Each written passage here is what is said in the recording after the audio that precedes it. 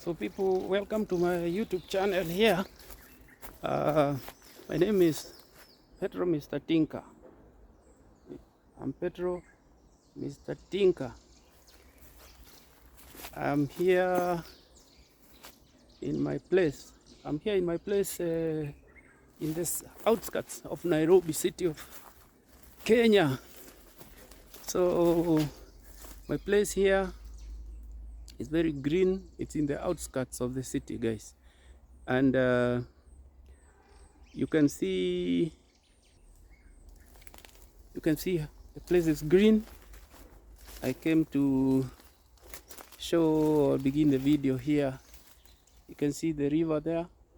It's quite a river. See how green the surroundings. And this place here, I used to do some farming here. I used to grow sugarcane, vegetables, and things like that. But these days, I have left it under bananas. I've planted bananas here. The reason being, the place, sometimes when the river is high, when the river here floods, the water flows right here where I'm standing, and it makes the place waterlogged, and the smaller type of crops or big plants tend to die. So I decided, let me leave the bananas, because bananas tend to withstand a certain level of wetness which other crops are not able to do. So you can see here a young banana there. You can see yet another one here, and somewhere further on more bananas. This one and another one here. So this place is in the outskirts of the city of Nairobi, and it is next to a river. You know, Nairobi city is a city that developed or was built in an area that had many rivers. Not very big rivers, but some of them are quite big, and all of them tend to go and join the main river, which is called the Nairobi River. I don't remember the name of this particular one here. You see, guys, the water is flowing there. The water is flowing quite fast next to me here. In fact, making a little bit of splashing. And guys, when I bought this place many years ago and started construction, the young men who were working for me told me one day, "Hey, guy, we have a crocodile in these waters, in this river." And I doubted them. Where would a crocodile come from right here? But strange enough, you know, later on they showed me the animal as almost 9 feet in length. They are spreading itself right where I'm standing to bask in the sun. Now the trees, there are a lot of trees now here, so the sun is not quite coming through to where I am standing. But that time this place was quite bare, and the crocodile was right here. So upon noticing the disturbance, it went back into the water, and that is the last time I saw that crocodile. But you know, the crocodile is an animal that lives for a long time, so maybe it is still lurking somewhere in these waters. I don't know, but no one can even say they have seen it since that time. So um, my name is, as I have said, Petro Mr. Tinker. And some people wonder, oh, why Mr. Tinker? You know, this has quite some background. Long time ago, when I was a young boy after primary school, I was taken by my father to what they called technical school. I think the aim was to make me become what I was interested in. I always liked making things with my hands, an influence that had been impacted on me by my father. My father is that kind of person who likes using his hands to solve his own problems, small problems, touching on little projects at home and so on. So, guys, they took me to a technical school, and there in that technical school, they told us that we were going to be taught engineering. So we began our engineering, but remember, it was just an ordinary technical school, an ordinary secondary school, but with some technical subjects. So after doing a bit of English, they will take you to the workshops and teach you things which, when looking back, I think were just tinkering with things, So it will be a bit of geography, tinkering, a bit of physics, then tinkering, a bit of drawing, then tinkering, a bit of history, then tinkering, a bit of you go for tea, you go for tinkering, you come from games, you go tinkering. So guys, they made us thinkers, because they taught us a lot of skills using our hands and our minds to solve problems. We left that school after 4 years, having known how to do things using hand tools, machine tools, in quite a number of trades, including, I will say here, electrical engineering, mechanical engineering, automotive engineering, welding and fabrication. And in addition to that, some woodwork, guys. So when I left that school, I found that anything else I did in life did not have as a profound effect or impact on me as that school had. So many years later, now I'm an old man, and I'm retired, guys. Nobody can employ me now. I'm past the sell by date, So I'm just living simple life here in Nairobi, and a bit in the village, up country where I come from. I will be showing you some pictures later on of where I stay up country. But for now, I am in Nairobi right now. I'm here in Nairobi, here in my place, and it is a nice place. So back to my story about the school. So after leaving that school, I found that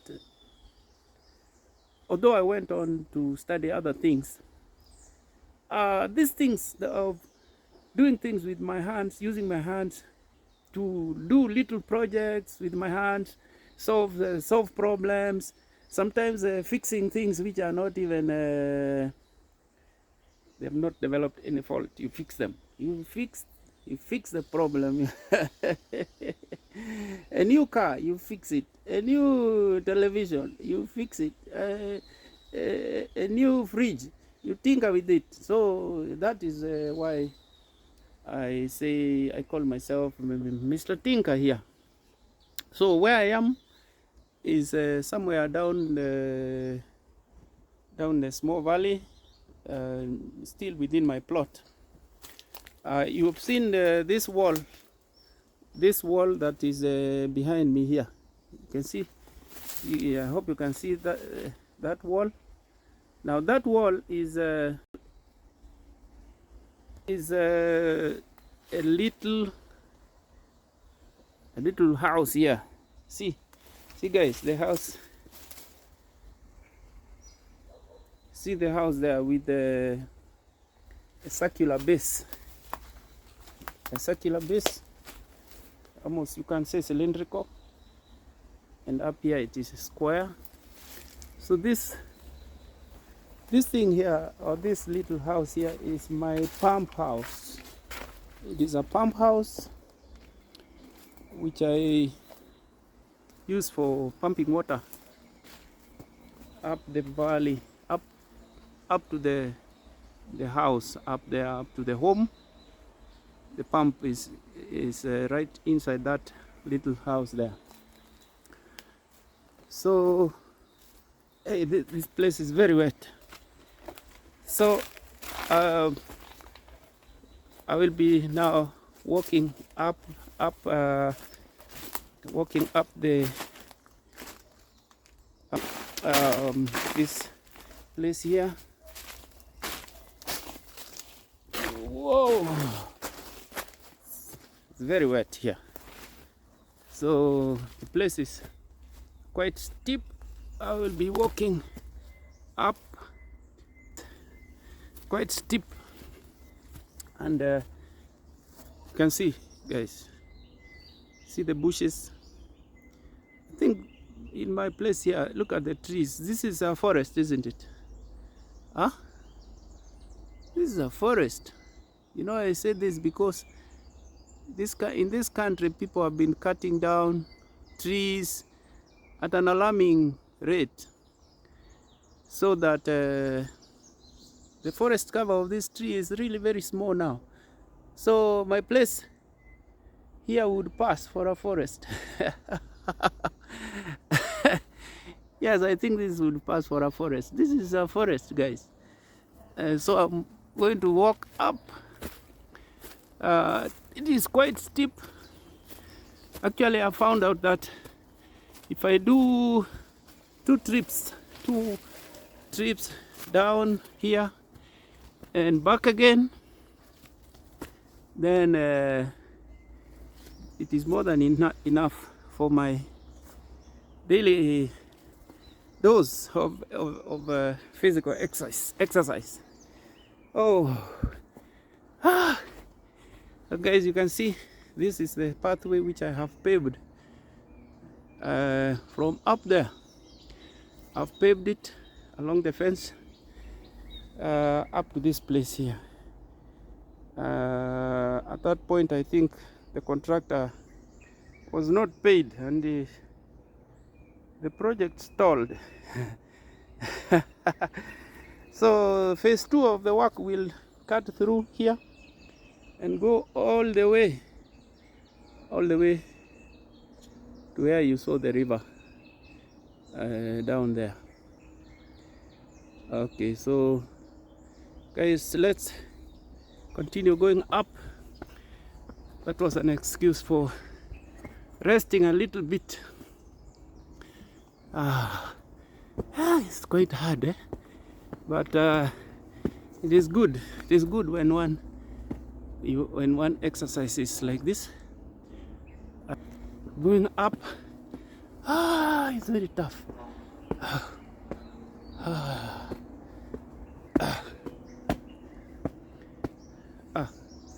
There's this place here becoming slippery. So a bit of slime on the surface. I think this one has to be careful here.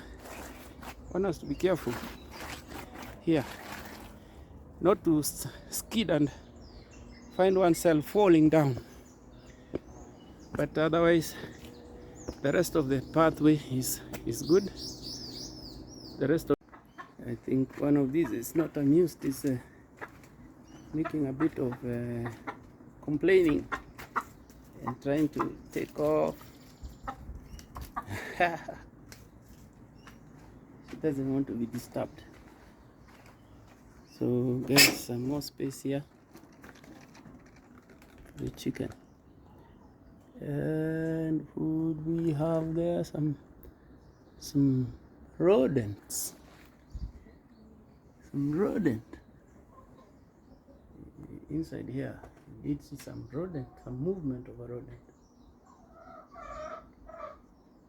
So this part of this is not being used at the moment. So I wonder what is there. It's not being used. I think I have to revive my chicken keeping project. It has been dormant for a while. Apart from these few ones, the place is dormant.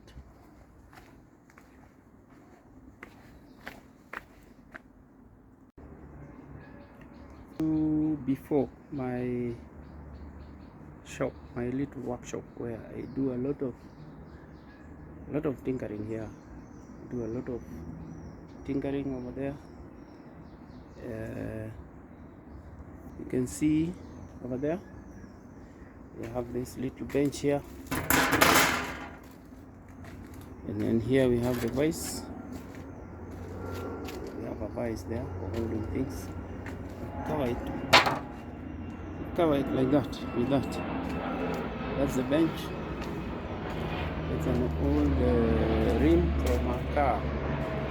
And this old freezer here serves as a worktop when I'm doing my little projects.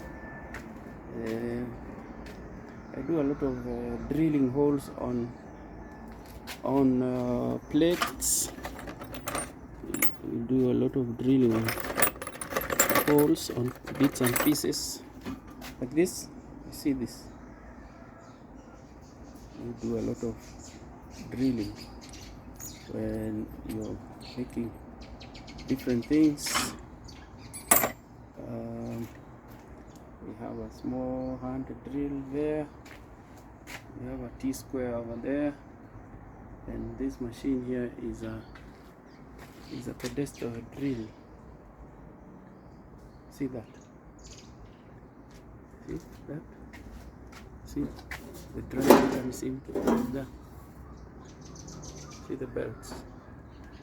The motor is over there behind. This is what you use for.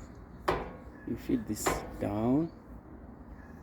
Take it down like this, and the drill here will be turning, and you can make the holes of whatever size. So that's the limit of my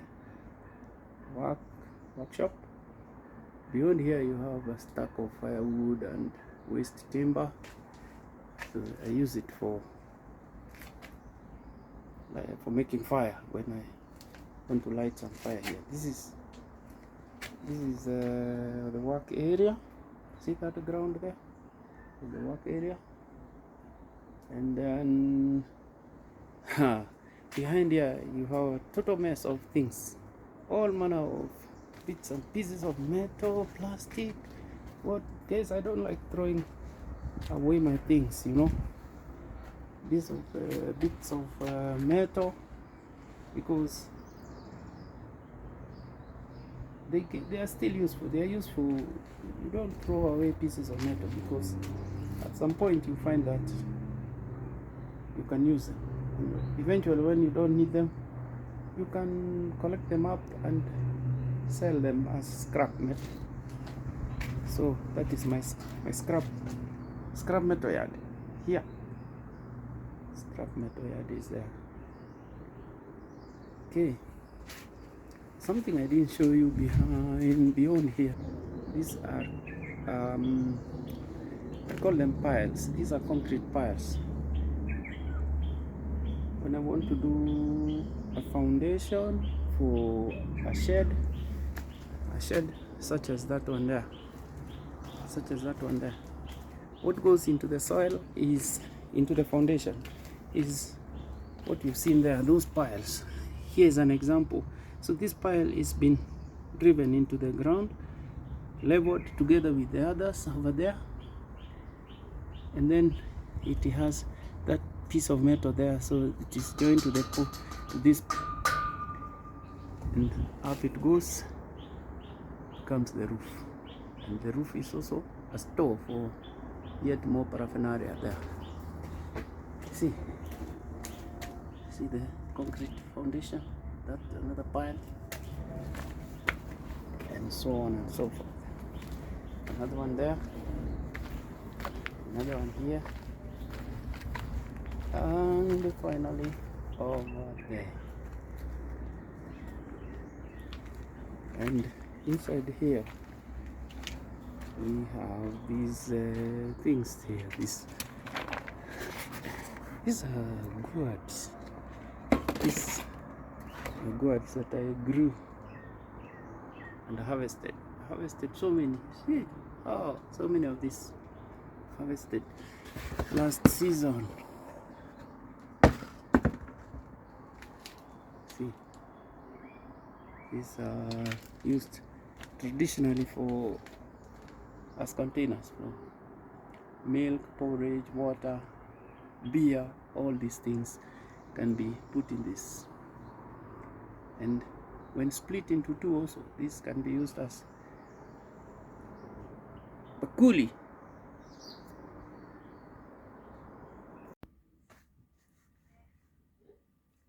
So guys, see you in another video.